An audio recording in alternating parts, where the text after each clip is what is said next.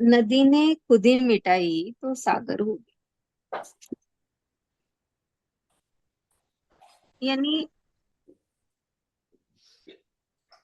अपनी क्षुद्रता को छोड़ दिया नदी ने, अपना आपा मिटा दिया, तो वो सागर हो गई। यानी हम कुछ हैं, ये भाव जब तक है मन में कि मैं कुछ हूँ, मैं भक्त हूँ, मैं ये हूँ, मैं बहुत बड़ा आदमी हूँ, जब तक ये भाव है, मैं जानता हूँ, तब तक मनुष्य बूंद ही है। तो जब ये भाव मिटेगा कि परमात्मा ही सब कुछ है, मैं कुछ नहीं, और वास्तविकता तो है भी यही कि मनुष्य कुछ भी नहीं है, तो जब इस भाव में जीने लगे, तभी वो अपने निज रूप को पा सकता है। तो नदी ने अपने आप को मिटाया, अपनी खुद ही मिटाई, इसीलिए वो सागर हुई, सागर में समाकर सागर ही हो गई।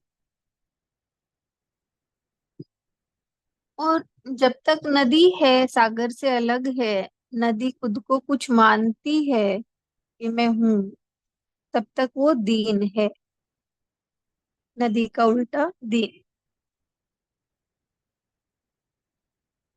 और वही जब उसने अपने आप को मिटाया, तो वो उसका रूप ही बदल गया, सागर ही हो गई। और दूसरी है, करने के मूल में रजोगुण है। तो रजोगुण जिसमें भी प्रधान होता है, उसके भीतर करने की प्रवृत्ति होती है। यानी वो अधिक कार्य करता है, बैठ नहीं सकता।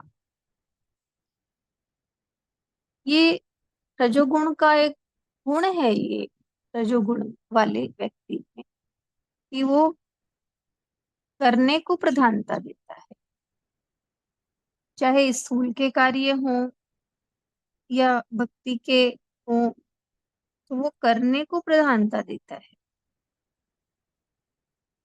तो भक्ति में भी वो साधना के पथ को अपनाता है, और संसार में भी वो कर्म करने में विश्वास रखता है।